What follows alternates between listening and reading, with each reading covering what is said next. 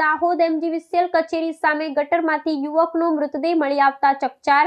એ division police કાફલો ઘટના સ્થળે પહોંચ્યો અને મૃત્યુના કારણ અંગે તપાસ તેજ કરી। દાહોદ શહેરમાં આવેલી મધ્ય ગુજરાત વીજ કંપની લિમિટેડની કચેરી નજીક એક ચોંકાવનારી ઘટના પ્રકાશમાં આવી છે। કચેરીની બરાબર સામે આવેલી ગટરમાંથી એક યુવકનો મૃતદેહ મળી આવતા સમગ્ર વિસ્તારમાં ચકચાર મચી જવા પામી છે। આ બનાવની જાણ ત્યારે થઈ જ્યારે તે રસ્તેથી પસાર થતા રાહદારીઓની નજર ગટરમાં અચેત અવસ્થામાં પડેલા એક યુવક પર પડી હતી। રાહદારીઓએ નજીકે જઈ તપાસ કરતા યુવક મૃત હાલતમાં હોવાનું જણાયું હતું, જેના પગલે સ્થાનિકોમાં અરેરાટી વ્યાપી ગઈ હતી।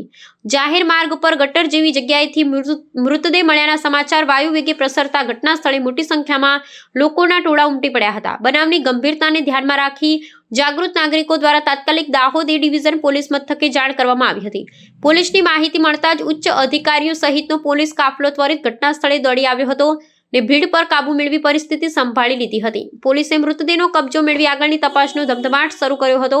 પોલીસની પ્રાથમિક તપાસ દરમિયાન મૃતક યુવકની ઓળખ પ્રસ્તાવિત કરવામાં સફળતા મળી હોવાનું જાણવા મળ્યું છે।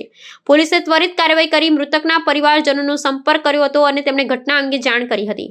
હાલમાં પોલીસ દ્વારા મૃત્યુ અકસ્માતને કારણે થયું છે કે તેની પાછળ અન્ય કોઈ કારણ જવાબદાર છે તે દિશામાં ઝીણવટભરી તપાસ આદરવામાં આવી છે। કાયદેસરની કાર્યવાહી પૂર્ણ કર્યા બાદ આ ઘટના અંગે વધુ સ્પષ્ટતા થવાની શક્યતા છે।